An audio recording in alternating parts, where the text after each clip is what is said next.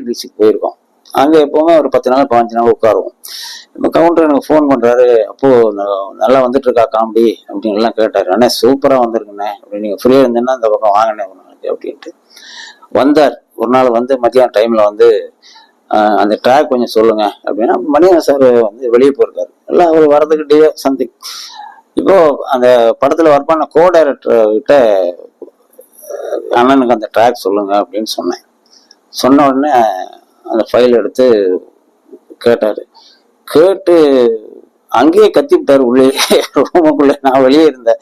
என்னையா காமெடி பண்ணியிருக்கீங்க, இதெல்லாம் வந்து வழங்குமா அப்படி இப்படின்ற மாதிரி எல்லாம் சத்தம் போட்டு வெளியே வந்துட்டாரு. வெளியே வந்து என்ன ஒரு மாதிரியா பார்த்துட்டு, என்னப்பா பண்ணிட்டு இருக்காங்க, இத்தனை நாளா 15 நாள் டிஸ்கஷன் பண்ணிட்டு இருக்கீங்க, சீனாவை பண்ணி வச்சிருக்காங்க, இதெல்லாம் நம்ம பேசினா நல்லா இருக்குமா, அப்போ என்ன நீங்க அப்படின்ற மாதிரி சளி தட்டி பேசினார்.